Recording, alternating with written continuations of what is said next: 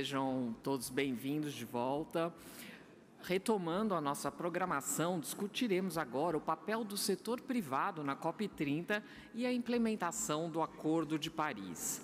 Nós vamos ter a honra, nesse painel, de ouvir o keynote speech, presidente da COP30, embaixador André Correia do Lago. E para compor o palco do painel, desse terceiro painel deste dia, vamos chamar a moderadora do painel e diretora de negócios da Apex Brasil, senhora Ana Paula Repesa.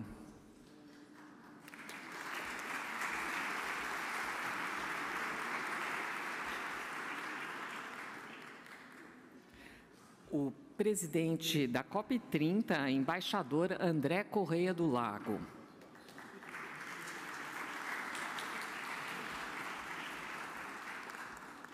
Presidente da Sustainable Business da COP é senhor Ricardo Mussa.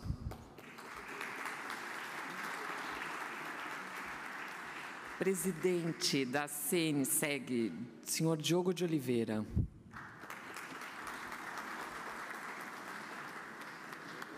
O CEO da VICA e vice-presidente do MEDEF Internacional, senhor Gui Sidos. O CEO da Proparco, o senhor François Lombard.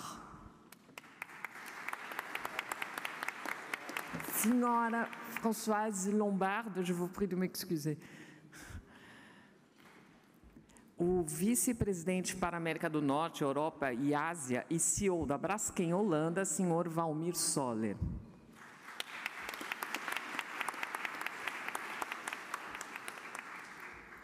E o vice-presidente executivo sênior de Estratégia, Inovação e Desenvolvimento da Veolia, senhor Sebastião Daziano.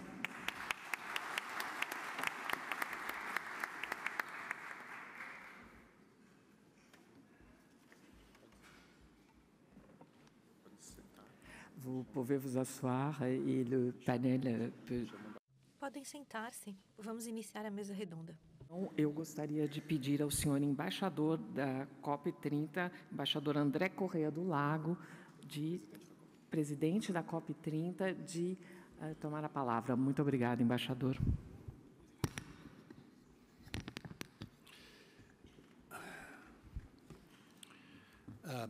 Bom dia, aliás, em português, francês? Bom dia a todos, bonjour. Eu agradeço muito à Apex pelo convite para falar hoje aqui. E Ana Paula, uma alegria estar aqui contigo. Ricardo, sempre uma boa programação. Diogo, Valmir, Françoise, Gui, Sebastião e também Jean-François. Eu queria, antes de mais nada, dizer da alegria de ver a França e o Brasil tão próximos nessa reunião que nós assistimos ontem entre os nossos presidentes e que simboliza uma amizade muito antiga entre os nossos países e uma amizade muito verdadeira que se reflete nos investimentos franceses, na presença da França no Brasil, inclusive da minha mulher, que é francesa, mas isso não vem ao caso. Mas, então, tudo que eu digo, eu tenho que ter muito cuidado, porque vai ser ouvido pela minha mulher, então, eu tenho que ter muito cuidado. Mas eu queria fazer um pouquinho uns comentários sobre a COP30 e sobre a dimensão empresarial que o Brasil quer dar a essa COP30. Então, as COPs nos últimos anos são não só a reunião dos países que são membros do Acordo de Paris e da Convenção do Clima e que negociam documentos que, de certa forma, se tornam uma legislação internacional com base na qual os países depois têm que cumprir, né, com essas decisões, que são decisões sempre por consenso. Então, todos os países aceitam essas decisões. Então, A COP, portanto, tem uma importância muito grande no nível de negociação por causa, pelo impacto que elas têm sobre a legislação de todos os países e além dessa legislação internacional. Mas, em paralelo às COPs, também acontece nos mesmos espaços que a COP, o que a gente agora convenciona chamar de agenda de ação, a Action Agenda. Então, a Action Agenda, o que é? É a reunião de todos os atores que não podem negociar, porque só os países podem negociar, mas esses atores são essenciais para a implementação do que é decidido nas COPs. Então, quem são esses atores? São os governos subnacionais, são as empresas, a tecnologia, a sociedade civil. Então, todos os atores que vão implementar as decisões da COP hoje se reúnem nos mesmos espaços e apresentam as suas soluções, apresentam as suas ações, apresentam as suas dúvidas, apresentam as suas preocupações, mas também, sobretudo, contribuem para encontrar a maneira de combater a mudança do clima de uma maneira mais eficaz. Então, a agenda de ação tem permitido, nos últimos anos, compromissos, por exemplo, de setores da economia, compromissos de grupos de empresas, compromissos de cidades, de estados.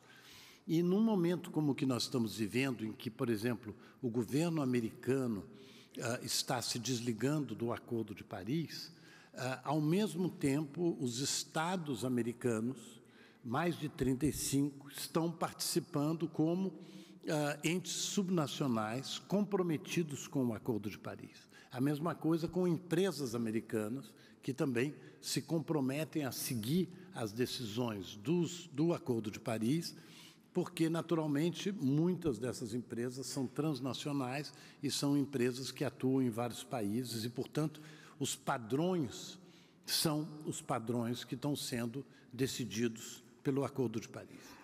Então, nessa agenda de ação que está sendo montada pelo governo brasileiro através da presidência da COP, essa agenda de ação vai abordar os principais temas para a implementação do que nós já acordamos no Acordo de Paris. Então, o que nós já acordamos no Acordo de Paris? Nós temos que alinhar o nosso desenvolvimento, né, de todos os países, contribuindo para controlar a temperatura, se possível, abaixo de 1,5. Sabemos todos que esse desafio, a ciência está nos avisando que talvez nós já tenhamos atingido esse número, mas a ideia é cumprir com o Acordo de Paris. Nós temos outros compromissos que os países já assumiram, como, por exemplo, a questão de triplicar as renováveis no mundo, né, globalmente. O Brasil hoje não pode triplicar porque a gente já tem uma quantidade de renováveis extraordinárias, mas nós podemos aumentar a produção de renováveis, inclusive com o objetivo de trazer investimentos para o Brasil, tendo em vista que o Brasil é um dos países que mais pode aumentar a sua capacidade de produção de energia renovável. Então, esses compromissos incluem também o afastamento das energias fósseis, né? Isso foi decidido em Dubai, há 2 anos atrás. Foi decidido também a duplicação da eficiência energética, foi decidido o fim do desmatamento até 2030. Então, tem uma série de compromissos que já foram assumidos pelos países que participam do Acordo de Paris. Então, um dos grandes objetivos desta COP será ser uma COP de soluções, uma COP em que as empresas, os entes subnacionais e também, naturalmente, os governos, mas vão participar dessa agenda de ação trazendo soluções. Para alguns de vocês sabem que eu trabalhei durante muitos anos nessa área de clima, antes de ser agora presidente da COP, comecei em 2001. Então, qual é a grande diferença que nós estamos vivendo hoje? É que nós sabemos muito mais em matéria de ciência e nós temos observado com imensa tristeza a antecipação de certos eventos extremos que estavam previstos para a década de 30 ou a década de 40. Já estão acontecendo antecipadamente. E a ciência nos diz que nós temos poucos anos para fazer aquilo que é necessário para evitar que a temperatura suba acima de 1,5. Por que essa referência do 1,5? Eu não sou cientista, eu sou economista, mas os cientistas tentam me explicar alguma coisa, eu comecei a entender, mas o que é importante é o seguinte, é que a partir de 1,5, a ciência considera que certos limites podem ser ultrapassados e que podem acontecer consequências muito graves de natureza, como, por exemplo, a savanização da Amazônia, ou então a interrupção da corrente do Golfo, né, do Gulf Stream. Então, tem várias perspectivas que são consideradas, na expressão inglesa, do tipping points. Quando esses tipping points são ultrapassados, isso quer dizer que é um acontecimento irreversível. Então, a corrente do Golfo sendo interrompida vai ter uma consequência brutal sobre a temperatura na Europa. A savanização da Amazônia, por exemplo, vai ter uma consequência brutal sobre a agricultura brasileira, porque vai ter uma alteração do regime de chuvas. Então, evitar esses tipping points é um objetivo que todos deveríamos ter, e esses tipping points, pelo jeito, cientificamente, considera-se que se nós ultrapassarmos 1,5 grau, as chances de que eles aconteçam são muito mais elevadas. Então, a diferença de quando eu trabalhava, eu era negociador de clima antes, é que nós nos concentramos muito mais nos princípios, princípios extremamente importantes, como das responsabilidades históricas pelas emissões, o direito ao desenvolvimento dos países em desenvolvimento, tudo isso continua plenamente válido e é extremamente importante nas negociações que nós vamos continuar. Mas a realidade é que hoje nós temos que levar tudo isso em consideração com a urgência climática. A urgência climática é essa ameaça de chegar aos tipping points. Então, a agenda de ação, a presença das empresas na agenda de ação de Belém é justamente porque nós sabemos que muitas empresas já têm uma série de respostas. Já têm respostas tecnológicas, já têm respostas que funcionam do ponto de vista econômico. E isso, eu acredito, seria um avanço muito grande em Belém, que é a consciência de que existem instrumentos econômicos para que nós possamos combater a mudança do clima sem ameaçar o desenvolvimento, que é um imperativo, inclusive, para todos os países, mas mais ainda para os países em desenvolvimento, e também criando empregos e permitindo que a transição para essa nova economia aconteça da maneira menos traumática possível e mais adaptada possível às circunstâncias de cada país. Porque, evidentemente, há respostas extremamente diferentes segundo o país. Inclusive, num país grande como o Brasil, há respostas muito diferentes dependendo da região do Brasil, né? O que pode funcionar melhor no Paraná não necessariamente será a solução para o Ceará. Então, nós temos a mesma situação na Europa, temos a mesma situação na maioria das regiões do mundo. Então, várias respostas brasileiras são respostas mais adequadas para vários países asiáticos ou países africanos e vice-versa. Então, em Belém, nós pretendemos reunir as empresas que vão trazer soluções, cada uma nas suas áreas. Ontem nós tivemos uma reunião na Schneider, que é uma empresa francesa que tem uma presença incrível na China, na Índia e no Brasil, e que é uma das empresas que pode mostrar que todos os investimentos que ela fez para a maior sustentabilidade da sua produção e da sua gestão voltaram como benefícios entre 3 e 5 anos.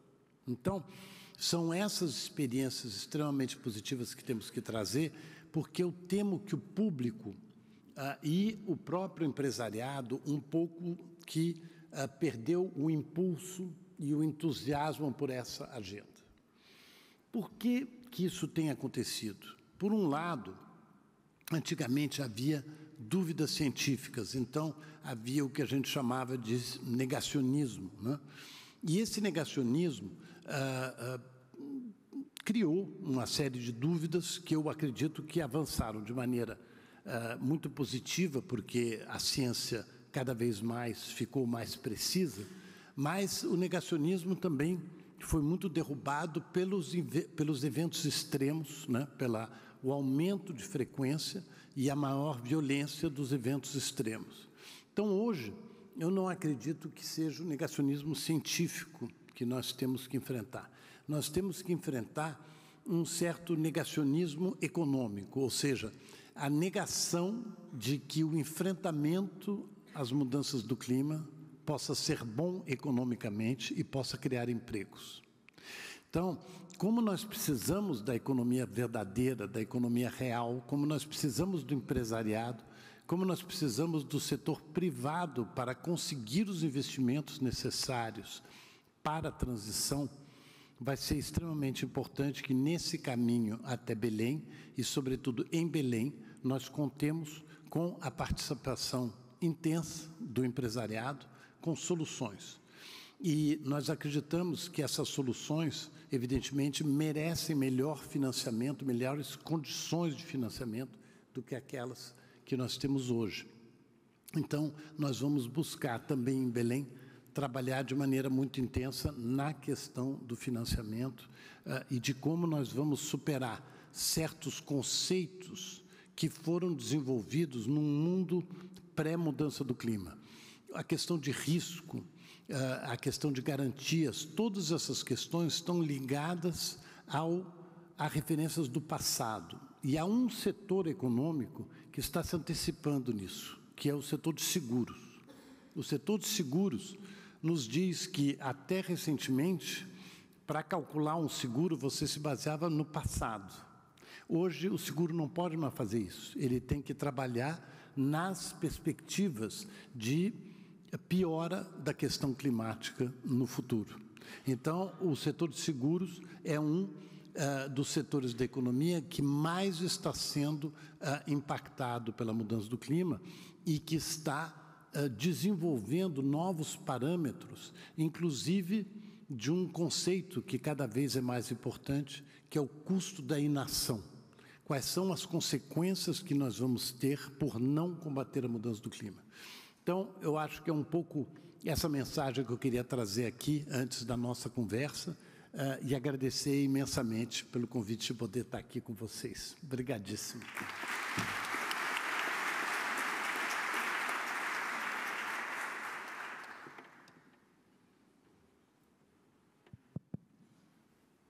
Muito obrigada, senhor embaixador. É realmente um privilégio poder começar as discussões aqui desse painel com uma fala tão densa e inspiradora ao mesmo tempo e que já coloca aí alguns desafios, né, à nossa frente aí, no contexto da aproximação da COP30 no Brasil. E eu acho que é justamente esse o objetivo desse nosso painel hoje, que é mergulhar um pouco mais nessas questões, percebendo qual é o papel do setor privado. Hoje nós temos aqui representantes de diversos segmentos do setor privado, tanto brasileiro quanto francês, e qual é o papel desses setores, né, nessas discussões da COP e em outras discussões também futuras sobre um tema tão relevante. A gente sabe que o Brasil é cada vez mais reconhecido por suas práticas sustentáveis, inclusive por inovações baseadas em sustentabilidade ou buscando mais sustentabilidade, porque nós somos um país em que absolutamente não é possível pensar em desenvolvimento social e econômico sem que a gente tenha, sem que a gente alcance padrões de sustentabilidade, quer seja pela nossa geografia, pela nossa economia muito baseada no agronegócio. Então, realmente, a sustentabilidade para nós é não só uma questão de preservação do clima e evitar eventos extremos, mas também uma questão econômica bastante relevante. E a França, por sua vez, é um país também reconhecido pela sua regulação voltada para a sustentabilidade, com um olhar muito criterioso, um olhar muito cuidadoso sobre como deve ser, né, o comportamento dos setores econômicos, à luz dos desafios que o Acordo de Paris nos coloca. Então, esse é o objetivo do nosso painel aqui hoje. Primeiramente, eu vou fazer uma pergunta geral e já agradecendo, inclusive, a presença de todos os painelistas aqui.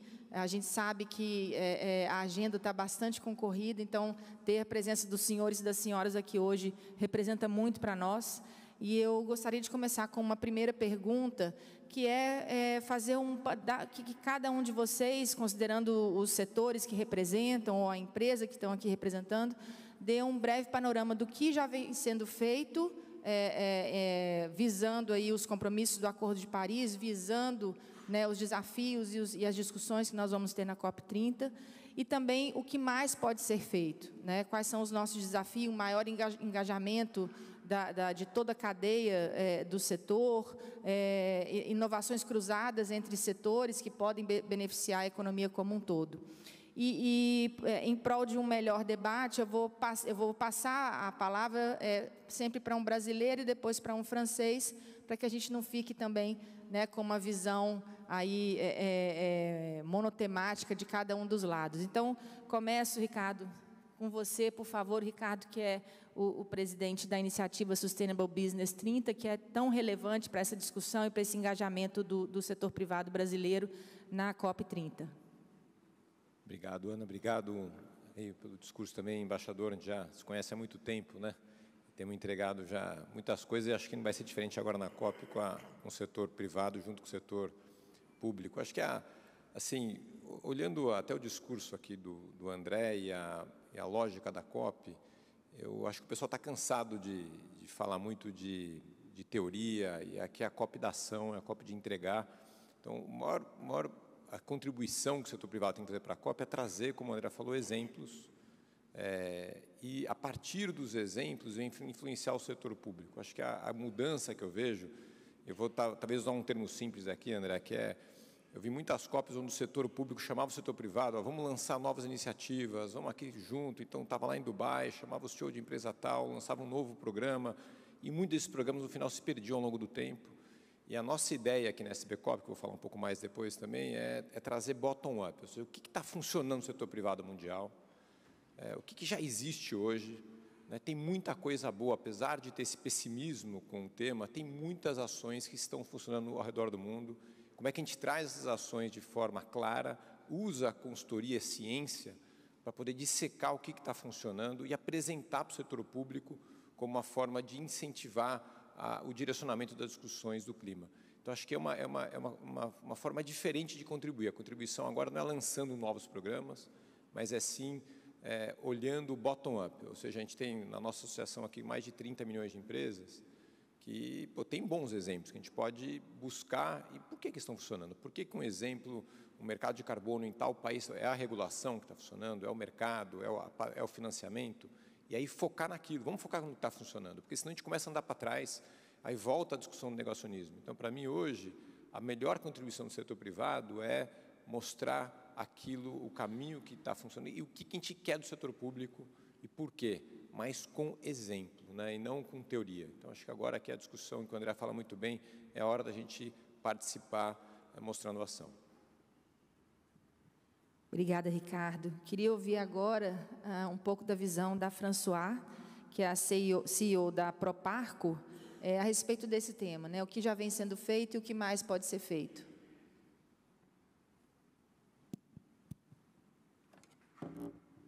Merci beaucoup. Obrigada. Para mim é uma grande honra estar aqui presente hoje. Gostaria de falar um pouco sobre a Proparco. Trata-se da filial do grupo Agence Française de Développement, que se dedica ao financiamento do setor privado e através das mesmas geografias que o grupo Agence Française de Développement. Hoje, nós acompanhamos o setor privado através de garantias, acompanhamento técnico. Nós temos uma atividade no Brasil que é extremamente consequente. Temos 800 milhões de euros no Brasil atualmente. E a AFD investiu 6 bilhões de euros no Brasil.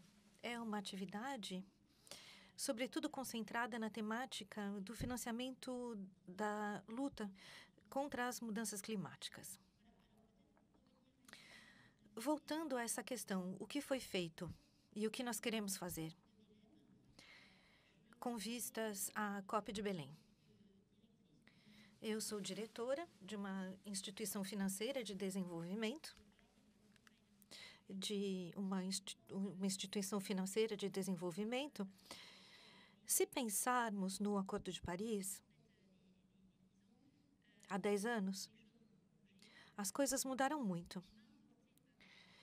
As finanças climáticas levadas a cabo pelos bancos de desenvolvimento, multilaterais, bilaterais, às vezes nacionais também, e tiveram um papel exemplar nesse sentido. Tudo isso se desenvolveu muito e, aliás, foi através dos Acordos de Paris que os bancos de desenvolvimento, em geral, aumentaram suas atividades. A AFD, por exemplo, aumentou muito a sua atividade, 50% desde os Acordos de Paris. E, essencialmente, devido a essa alavancagem dada a partir da COP. Então, são mais ou menos 12 bilhões de atividade no nosso grupo atualmente. E a Proparco também é responsável por uma grande parte desse valor. Os Acordos de Paris tiveram esse efeito, um efeito essencial, mas as finanças climáticas, que se concentram muito na atenuação, e as soluções hoje levadas a cabo pelo setor privado existem. As energias renováveis, que foram muito desenvolvidas nos últimos 10 anos, é uma parte importante da nossa atividade, mais ou menos 25%. Mas também trata-se do apoio aos atores financeiros, que tiveram um papel preponderante na implementação das finanças climáticas. Nós contamos muito com o BNDES no Brasil, exemplar. E na Proparco nós também tentamos fazer isso. É mais ou menos metade da nossa atividade destinada a acompanhar os atores financeiros locais para que possam atuar nesse setor e apoiem os atores privados para que possam proceder à descarbonização e desenvolver estratégias adaptadas. E também para que possam medir seu balanço de carbono e que possam fazer o necessário para diminuí-lo. As pessoas aqui falarão melhor do que eu sobre esse assunto, pois participaram de projetos muito ambiciosos de descarbonização. As tecnologias, as soluções existem. Me parece que a principal questão da COP de Belém é que o setor privado também deve falar em adaptação. Hoje em dia, são 7% dedicados à adaptação. São coisas muito interessantes. Através da adaptação como objeto de financiamento em si, nós fazemos muito isso em termos de água. Nós acompanhamos a Sabesp, por exemplo, para se desenvolver e desenvolver uma rede de saneamento adaptada, mas a adaptação como um componente de todos os projetos desenvolvidos dentro do setor da infraestrutura, nas instituições financeiras. Então, falou-se muito sobre seguros há pouco. Eu acho que a adaptação é um tema extremamente importante.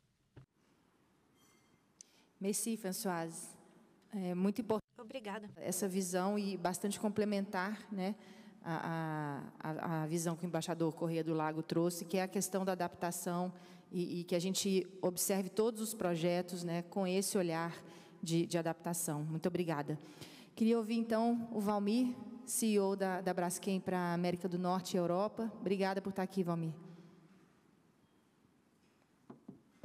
Alô? Obrigado pela oportunidade. Eu acho que, sem dúvida, tudo que já foi dito até agora, essa complementariedade, essas oportunidades entre Brasil e França são realmente algo ímpar que a gente pode explorar, né? Antes de falar especificamente dos exemplos, eu acho que aqui, ilustrando um pouco o que já foi comentado anteriormente, temos bastantes exemplos na Braskem do que a gente está fazendo na prática em termos de sustentabilidade, mas introduzindo a Braskem, para aqueles que não são familiares, Braskem é um produtor de químicos e plásticos, com sede no Brasil, mas temos presença industrial também na Europa, Estados Unidos e México, além de presença comercial global. Dentro dos, eu diria, os 3 principais áreas onde nós temos contribuído de maneira importante também nessa agenda de sustentabilidade, tem sido na parte de redução de emissão de gases de efeito estufa, soluções para economia de baixo carbono, e, em terceiro lugar, também é o engajamento de diferentes stakeholders dentro da agenda de sustentabilidade e também no apoio ao desenvolvimento de políticas públicas para o crescimento dessa agenda. Então, eu começaria com exemplos práticos na parte de emissão de gases de efeito estufa.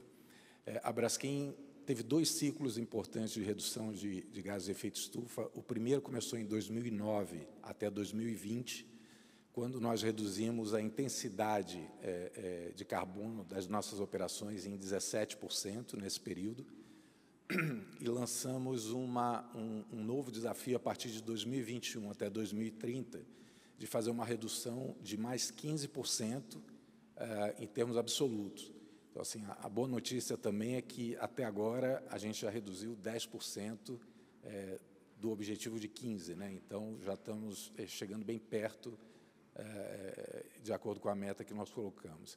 E aí, trazendo um exemplo prático também, uma das iniciativas e parte dessa redução foi melhoria da nossa matriz energética, eficiência de processo, e temos um exemplo prático em parceria com uma empresa francesa, que foi a Veolia. Em uma das nossas unidades industriais no Nordeste, no Brasil, nós substituímos uma caldeira movida a energia fóssil por uma caldeira movida a biomassa. Essa específica ação, ela representou uma redução de 150 mil toneladas ano, equivalente de CO2, né, com essa operação.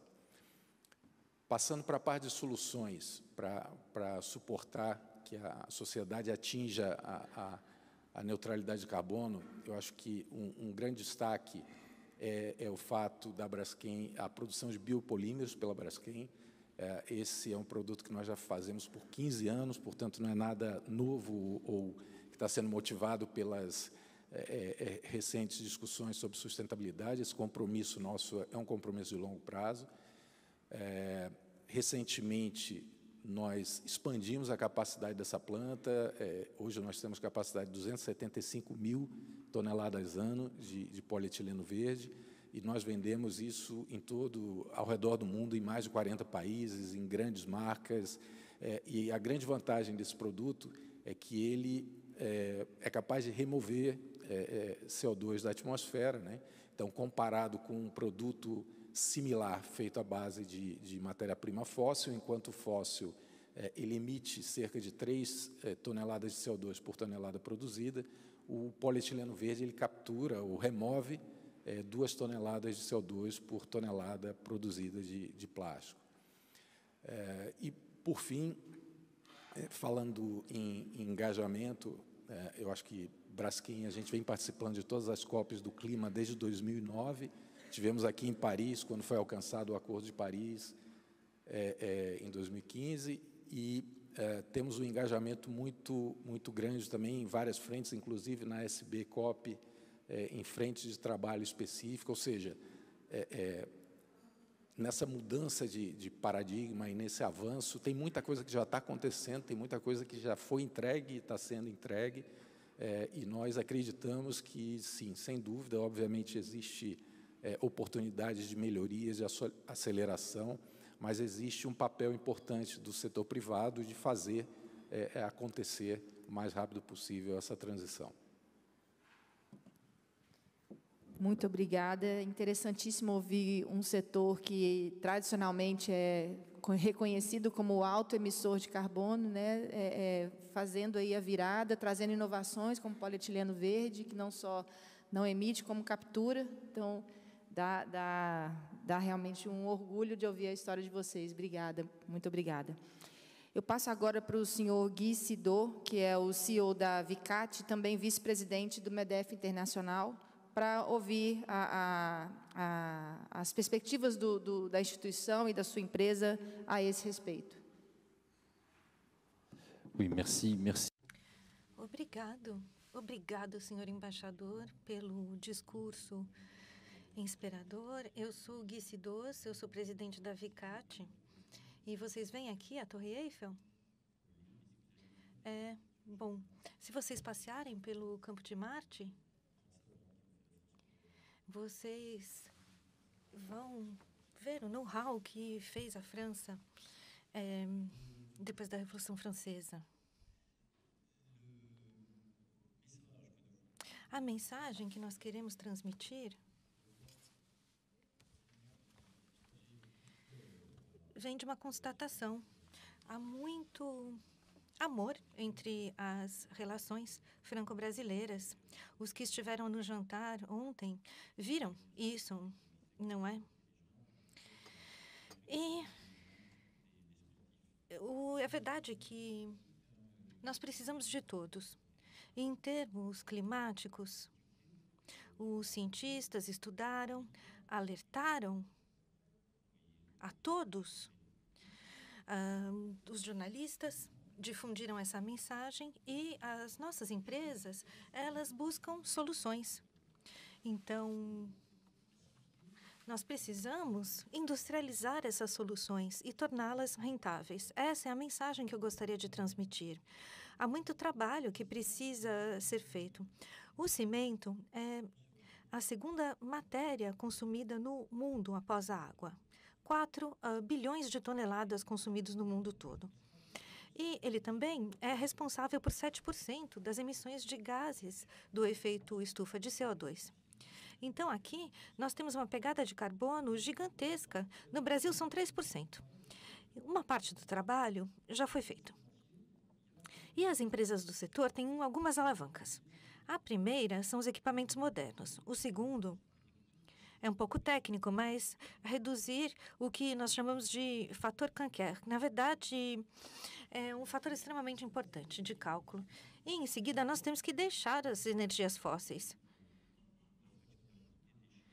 Nós não podemos usar mais as energias fósseis. E, em quarto lugar, nós precisamos capturar para armazenar e transformar.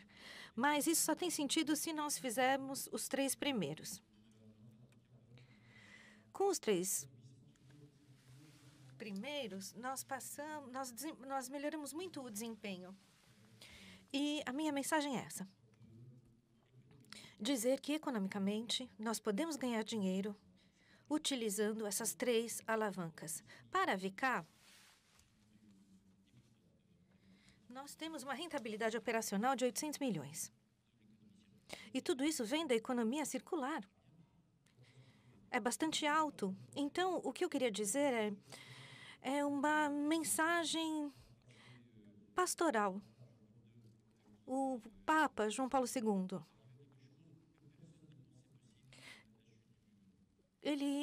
nós vimos algo que ninguém imaginava, a queda do muro. E ele disse, não tenham medo. Não tenham medo de investir em técnicas industriais que nos permitem descarbonizar, trabalhar a resiliência.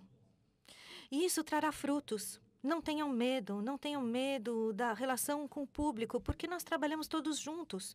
Nós só podemos ter êxito se trabalharmos de mãos dadas. Então, a mensagem é essa. E nós temos uma delegação do MEDEF Internacional, 200 mil empresas. Nós diremos isso, não tenham medo. Merci, Gui. E agora a gente queria ouvir o Diogo Oliveira, né, que é o representante da Confederação Nacional das Seguradoras, um setor, inclusive, que foi aqui mencionado pelo embaixador Corrêa do Lago, muito apropriadamente, como tudo, claro. Mas como é que fica, né, qual é a visão do setor de seguros sobre esse novo contexto em que realmente os desafios de mitigação e prevenção de riscos são, em muitos casos, até incalculáveis, né? Como é que é a visão do setor a esse respeito? Alô? Muito bom dia a todos e todas aqui presentes. Muito obrigado pelo convite. Ana Paula, dado o exíguo tempo, eu vou tentar ser bem objetivo, mas eu queria, antes, fazer um testemunho. Se há algum tipo de negacionismo ainda nessa sala, eu queria dizer que o setor de seguros é a testemunha de que não há mais espaço para isso. Por quê? Porque o setor de seguros é impactado diretamente, diariamente, por todos os incidentes climáticos que acontecem no mundo.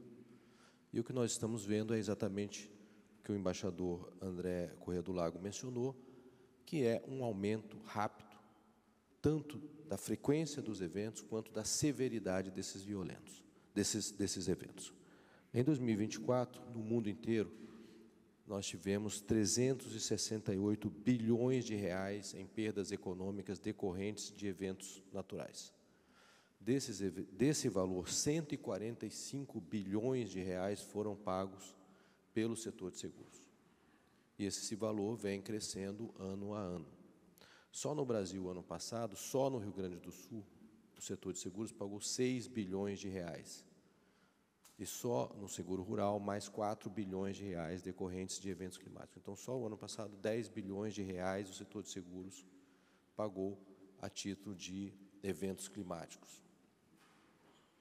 E também aqui, me aproveitando das palavras do embaixador, dentro dos modelos de precificação de seguros, começa a ter uma imprecisão dos cálculos, decorrente do que a gente chama, o embaixador economista também conhece isso, né, que é a quebra da série temporal. Você tinha uma série temporal que se comportava de uma certa maneira, e essa série temporal agora ela passa a se comportar de outra maneira. Portanto, os modelos estatísticos tradicionais, eles vão continuar projetando como se a série tivesse aquele mesmo nível, e agora ela já está em outro nível. Então, nós temos um grande desafio no setor de seguros, que é como incorporar dentro das projeções eventos completamente fora do padrão histórico tradicional. Então, isso tem sido um grande desafio no mundo inteiro, né? Nós tivemos aqui essa semana o Fórum Brasil-França e um dos temas é exatamente esse. Então, o que o setor de seguros está fazendo, do ponto de vista interno, é se preparar profundamente para lidar com as mudanças climáticas e garantir que a sociedade, no mundo inteiro, no Brasil, é o nosso dever de casa, tenha condições de ter seguros para os riscos que estão aumentando. E esse é um dos desafios particulares dos países em desenvolvimento, que é o gap de proteção. Você não tem o nível de seguros que tem na Europa. Aqui, na França, em particular, 97% das casas têm seguro e já inclui seguro contra catástrofes climáticas. No Brasil, nós temos 15% apenas das casas. A mesma coisa vale para as empresas também, tem um nível muito baixo de proteção e tantos outros produtos têm pouco seguro. Então, o primeiro grande desafio é esse. O segundo grande desafio é contribuir, através do seguro, para a adaptação. A realidade está na porta e, por mais que a gente se esforce pela redução das emissões, uma parte da mudança climática já aconteceu e a gente vai ter que lidar com isso. Então, nós estamos trabalhando com os municípios para a constituição de seguros para a infraestrutura dos municípios, com o governo federal para a constituição de seguros para a infraestrutura de logística, de transportes do país. Propusemos a criação de um seguro social de catástrofe para atender as famílias mais vulneráveis nas enchentes que são recorrentes no Brasil e propusemos, do nosso lado de investidor institucional, que o governo brasileiro emitisse green bonds no mercado brasileiro para que as seguradoras possam investir recursos nesses green bonds e eles serem direcionados exatamente para esses projetos todos que foram mencionados aqui, que necessitam de financiamento. Então, essa é a nossa agenda básica e, além disso, do ponto de vista exclusivamente da COP, estaremos participando com a Casa do Seguro na COP também. Muito obrigada, Diogo. A gente vai poder explorar um pouco mais na segunda rodada de perguntas, mas já é bastante interessante observar aí a mudança e adaptação no setor. E, por fim, eu passo para o senhor Sebastião Daziano, que é o Senior Executive Vice President da Veolia. Obrigada por estar aqui com a gente. Bonjour à tous. Boa tarde a todos. Antes de mais nada, eu gostaria de falar um pouco sobre a Veolia. É uma empresa francesa que nasceu há 150 anos, na mesma época em que esse prédio foi construído. Tornou-se a primeira empresa mundial de economia circular e tratamento de resíduos. E nós trabalhamos muito com clientes municipais e governamentais. Para resumir um pouco, o que significa a COP de Belém 10 anos depois dos Acordos de Paris? Eu gostaria de responder essa pergunta, então. Antes de mais nada, a COP pode ajudar as empresas continuando a desenvolver a estratégia de clima do setor privado em um momento onde há muitas interrogações com relação à perenidade dessas estratégias. Então, nós estamos num momento importante. Tentando desenvolver essas estratégias, é fundamental manter a mobilização do setor privado com relação a essas questões de descarbonização. Em segundo lugar, os estados precisam ajudar o setor privado a investir, permitindo a implementação das soluções. O Brasil fez isso através da reforma do quadro do setor hídrico. Por exemplo, o setor da água é muito favorável às parcerias público-privadas. No mundo, há muito capital a ser investido, há muitos atores e muitas soluções industriais e, muitas vezes, o que falta é um quadro jurídico, um quadro de regulamentação estável, que possa fazer com que o capital dos atores seja investido de maneira perene. Então, nós precisamos mobilizar todos esses elementos através de um quadro legislativo positivo. Não se trata de capital, não se trata de quadro jurídico isolado. Nós precisamos dos dois. Então, o Brasil fez um primeiro passo fundamental no setor da água, e isso pode ainda ser aprimorado. Em terceiro lugar, o setor privado deve demonstrar as suas soluções. Nós não podemos ficar esperando que os estados atuem. Nós precisamos implementar uma série de soluções. Eu vou dar um exemplo. No Brasil e na América Latina em geral, a taxa de captação de metano no setor de resíduos é de 10%. A média é de 60% na Europa, e nós podemos chegar até 80%, muito em breve.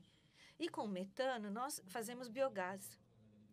Então, nós podemos produzir biogás de maneira maciça, a partir de uma matéria que hoje não é utilizada. Nós temos aqui um imenso potencial.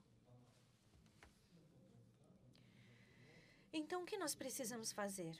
Nós precisamos de vontade política, investimento, e a Veolia o fará nas suas instalações na América Latina. Nós vamos captar metano entre 60% e 80%.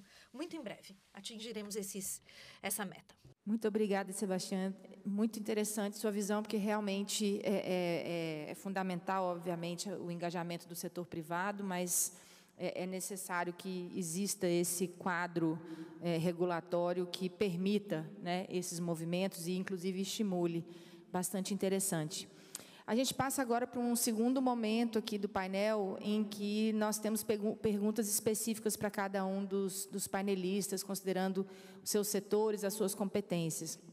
E aí, novamente, eu começo com o Ricardo, que, como colocado aí na primeira rodada, está à frente dessa iniciativa, Sustainable Business COP, e você comentou que existe um conjunto bastante significativo de empresas que está vinculado, né, participando da iniciativa com vocês. Quais são os planos da iniciativa especificamente para a COP30? Fornecer insumos para as negociações, pressionar por mais compromissos? Como é que estão os planos aí de vocês para a COP que se aproxima? Obrigado, Ana, pela pergunta. Para quem não conhece, a SBCOP é uma iniciativa que copiou o sucesso do B20 junto ao G20. Então, durante muitos anos tem uma tradição no G20 de pedir auxílio para o setor privado para se juntar e ajudar nas recomendações das negociações do G20. Então, eu vinha participando já há muitos anos do B20 e aí essa é a primeira COP onde o setor privado está se juntando na SBCOP. Então, o que é a SBCOP? Você tem lá, para quem que eu respondo hoje? Eu respondo para um conselho que é formado pelas confederações de indústria e comércio do mundo inteiro. Então, você tem lá o MEDEF da França, está no nosso conselho, você tem a CNI do Brasil, tem o CCPIT da China, a US Chamber, Business Europe, assim, são 42 países hoje que estão representados por suas associações de indústria e comércio nesse conselho. Então, é a primeira vez que a gente tem uma união do setor privado mundial, uma representatividade tão grande, porque geralmente na COP, né, André, você tem, assim, o setor tenta se juntar, aí tem as 50 maiores empresas de petróleo e gás, as 30 maiores. Aqui a ideia foi pegar as confederações de indústria e comércio do mundo inteiro e se juntar para ter uma real representatividade. Então, esse é o primeiro ponto, é representatividade do setor privado através da SBCOP.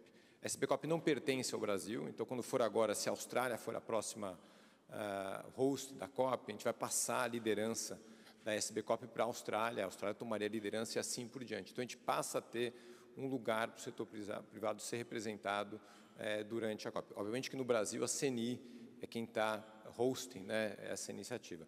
O que a gente tem? A gente tem dois objetivos grandes, Ana. Um objetivo é entregar recomendações para os negociadores da COP. Então, ontem, formalmente, eu entreguei para o André um primeiro set de rascunho das recomendações para os negociadores. Então, a gente vai entregar e tentar influenciar com recomendações.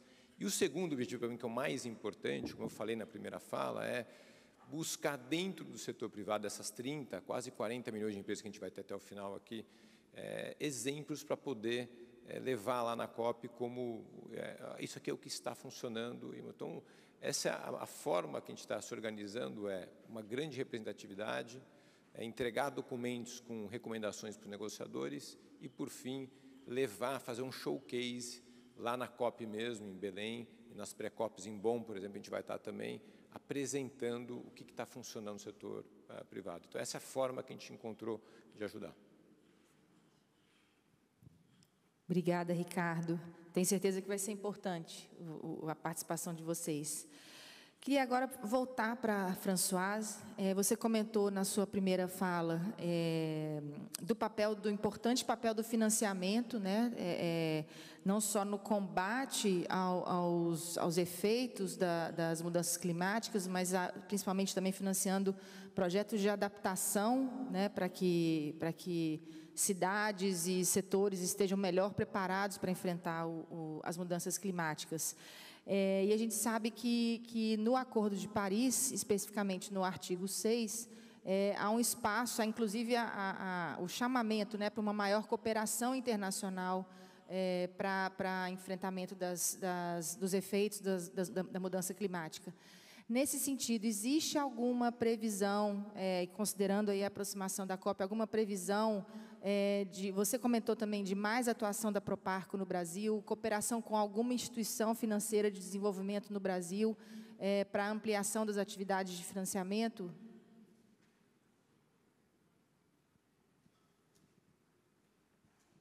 Merci beaucoup. Obrigada pela pergunta. Você mencionou o artigo 6º do Acordo de Paris, com relação à transferência da atenuação e que nos permite atingir os objetivos do acordo. De fato, é um ponto muito importante, porque se analisarmos o impacto desse artigo 6º no setor privado, essa transferência de atenuação através de emissão de créditos de carbono permitirão viabilizar, de um ponto de vista econômico, projetos que não eram necessariamente viáveis, projetos de reflorestamento, de sequestro de carbono. Então, nós temos realmente um ponto de equilíbrio econômico que pode ser atingido. É realmente um grande progresso. Agora, esses créditos de carbono têm que se situar em um contexto de integridade. O mercado precisa ter confiança, tem que haver uma coerência com essa trajetória. Então, nem sempre foi o caso, a confiança do mercado ainda não foi conquistada.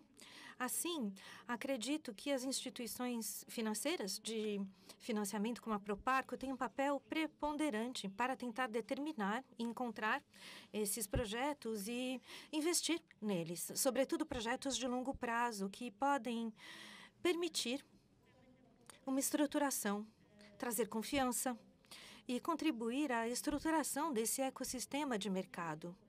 Tranquilizar os investidores com relação a esse mercado de créditos de carbono. Perspectivas interessantes se apresentam. Nós temos um programa com a Comissão Europeia que se chama Carbon Tanks. É uma garantia de 366 milhões de euros que está disponível em uma série de instituições de desenvolvimento europeu e que nos permitirão assumir esse papel. E assim poderemos financiar o nosso projeto de captura de carbono e, então, disponibilizando esses créditos de carbono. Esse é um eixo de desenvolvimento muito importante para a Proparco e nós vamos participar, então, com isso em Belém. Excelente, muito obrigada, Françoise. Valmir, você comentou na sua primeira fala a respeito de todo o esforço, né, da Braskem para a redução da emissão de carbono e, mais recentemente, inclusive para a captura de carbono por meio, né, do poliuretano verde.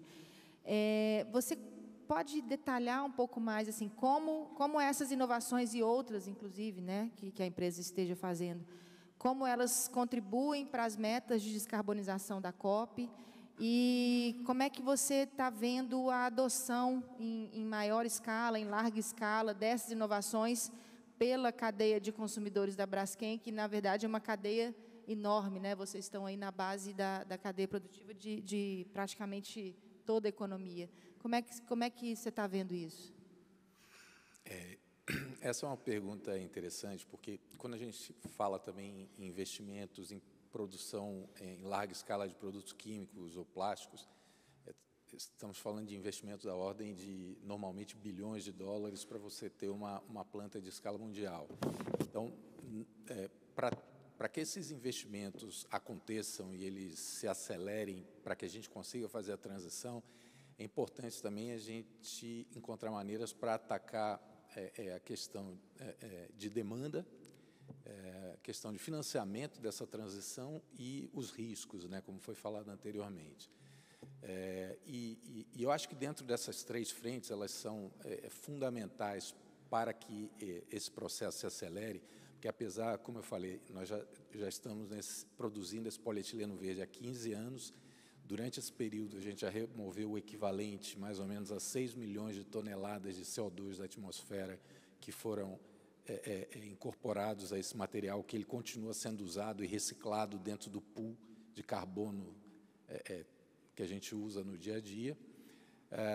Porém, o que a gente vê na prática é que a demanda ela não ocorre de uma maneira natural. Então, ao longo desses 15 anos, nem tudo foram rosas de produzir no primeiro dia e já ter mercado para todos os produtos. Teve um esforço muito grande, que, em certo ponto, para nós também foi interessante, porque nos obrigou a ir além de Brasil, e hoje a gente vende, tem posição no mundo inteiro para isso, mas nós vemos que tem muito mais espaço. Isso poderia ser muito maior, não só para a nossa solução, mas várias outras soluções a partir de biomassa, mas seria importante ter mecanismos de adoção, mecanismos de incentivo a esse tipo de produto.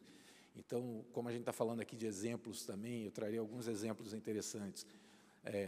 O Japão tem políticas públicas de compras públicas que incentiva produtos com bioconteúdo. Aqui mesmo na Europa, dentro do PPWR, que é o Packaging Waste Directive, eles inicialmente tinham uma definição de conteúdo mínimo reciclado e agora também já se fala em conteúdo mínimo de matéria-prima renovável, que poderia ser ou biomassa ou carbon capture and use. Então, esse tipo de mecanismos eles seriam importantes. Eu acho que outro aspecto importante para alavancar, acelerar isso, é a própria questão do artigo 6.4 do Acordo de Paris, da regulamentação de mercado de carbono, e ressaltando que seria importante também não só a conclusão, a implementação e a incorporação da questão também de remoção como parte desse processo, né? Porque as indústrias hard to abate, elas não vão conseguir simplesmente reduzir emissões até o ponto de neutralidade. Então, a remoção vai ser um ponto fundamental para que a gente consiga chegar nesse ponto.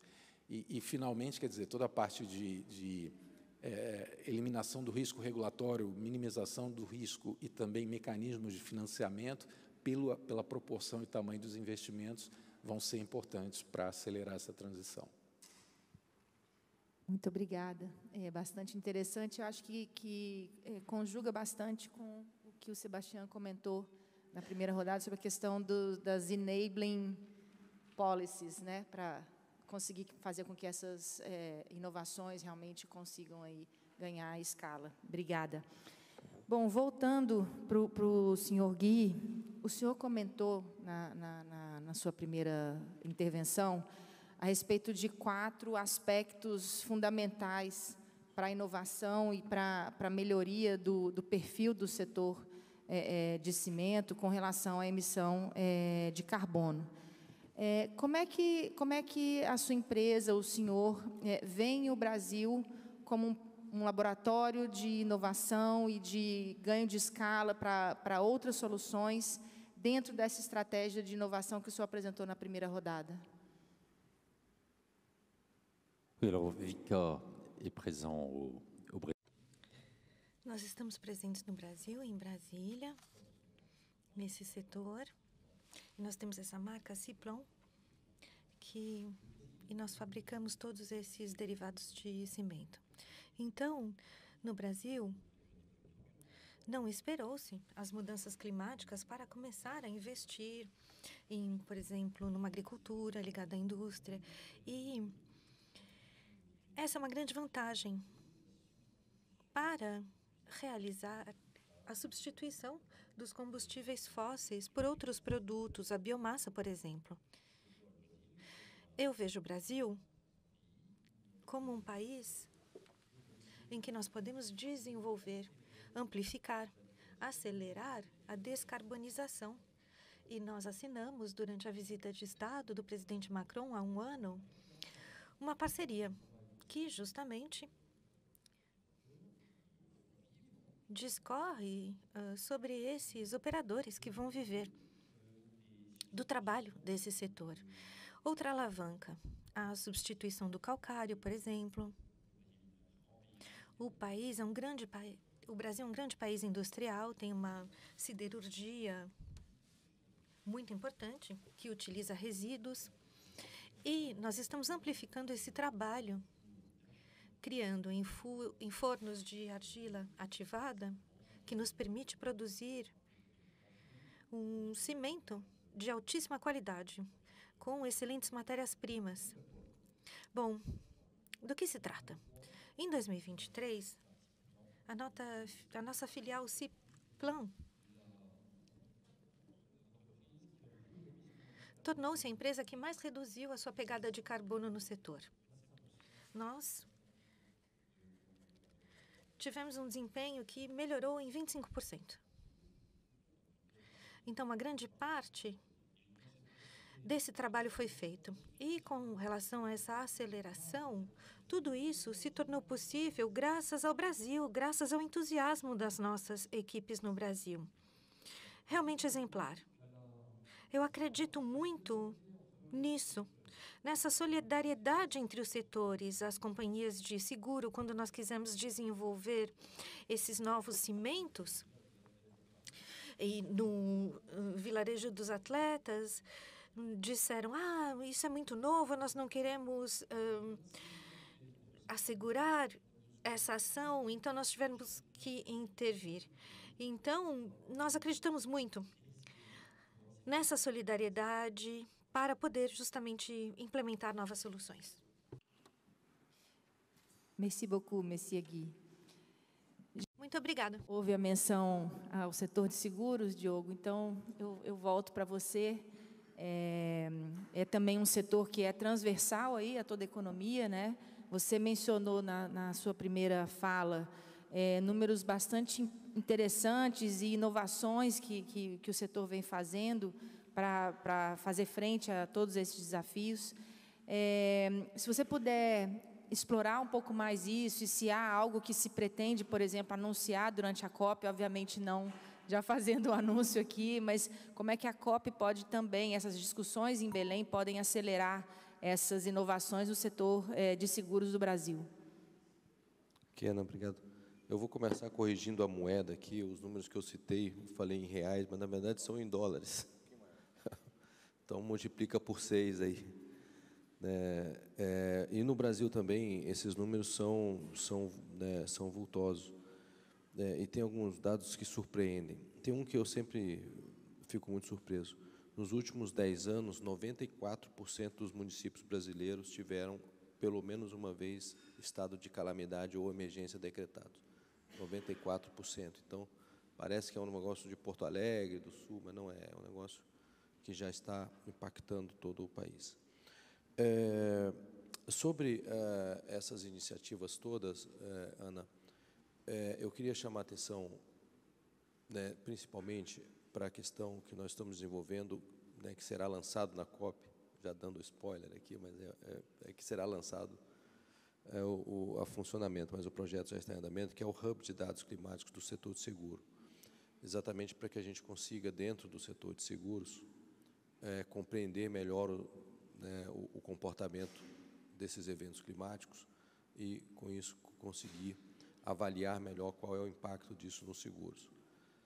Até lá, eu tenho expectativa também que a gente consiga avançar um pouco nessa redução do gap de proteção. Um dos temas que a gente está discutindo muito agora e que eu acho que é da mais alta importância para o Brasil é o seguro rural. O seguro rural no Brasil, de maneira completamente entristecedora, cobre apenas 6% da área plantada do Brasil. Nós estamos falando de um país que tem, no agronegócio, um dos seus principais setores de atividade econômica. Então, nós estamos discutindo com o governo, com o Congresso, a criação de um fundo de estabilização do seguro rural e da ampliação dos recursos que o governo oferece para os produtores rurais adquirirem um seguro rural. Então, esse é um outro avanço que eu realmente gostaria de chegar na COP já podendo ter avançado nessa matéria. E voltar a insistir a questão dos green bonds, que eu acho que até é uma coisa que todos os desenvolvedores de projetos sustentáveis, de atividades sustentáveis, poderiam nos ajudar a convencer o governo. É um recurso que está, nas seguradoras hoje, tem recursos disponíveis para investir nesse tipo de ativo. A gente poderia fazer um aporte, por exemplo, no BNDES ou no próprio Tesouro, mas para isso precisa ter o instrumento adequado, que é um título emitido pelo Tesouro Nacional, denominado em reais e emitido em solo nacional. O Tesouro fez 2 emissões no exterior, mas a gente não consegue investir lá fora e tem uma série de outras restrições regulatórias. Então, concluo por aqui, Ana. Obrigado mais uma vez. Muito obrigada, Diogo.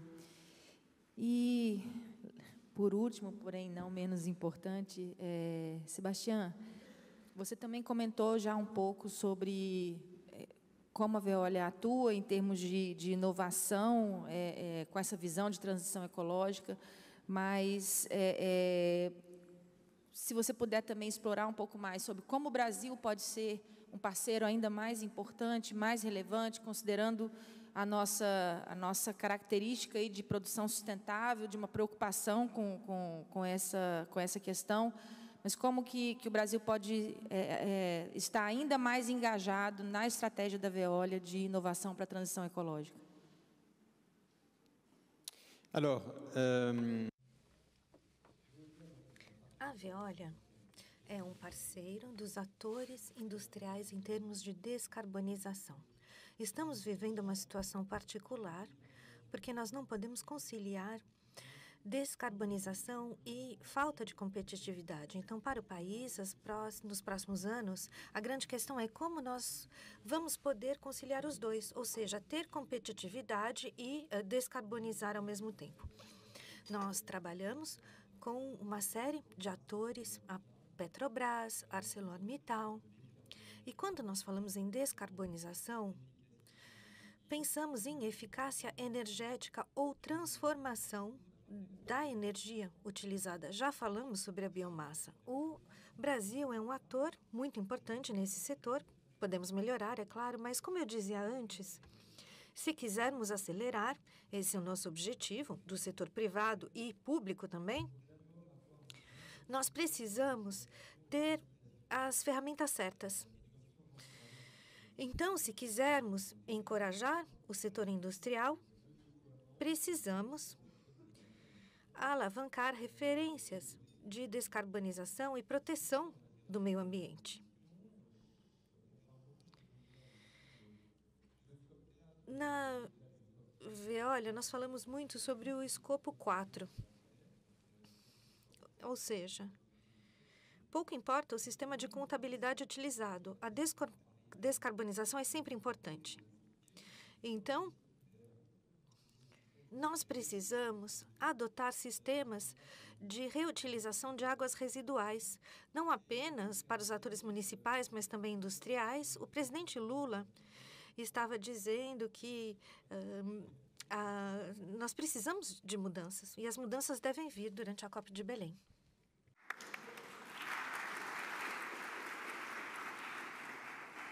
Muito obrigada, Sebastião. Eu não posso perder a oportunidade de ter aqui do meu lado o embaixador Corrêa do Lago e não pedir assim, um comentário geral. A gente está aí se aproximando do fim do painel, mas eu acho que seria muito proveitoso para todos nós ouvir do senhor uma conclusão aí das discussões que a gente teve aqui.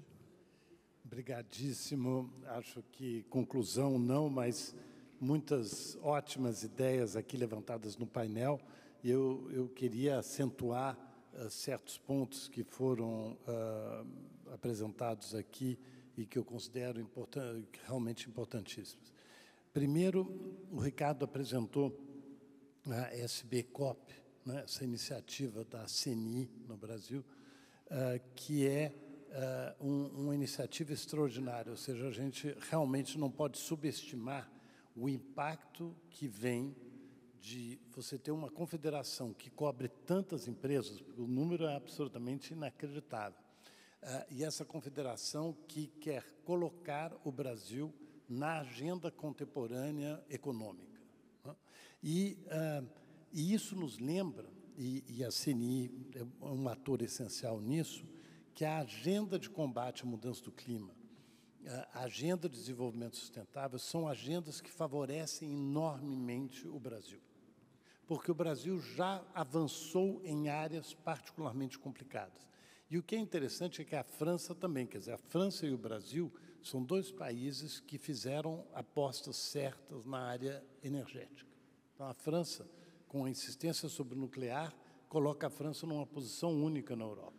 O Brasil, com a insistência nas renováveis, com os biocombustíveis, nós também já fizemos passos numa das áreas que é a mais difícil para os outros países, que é a questão de energia.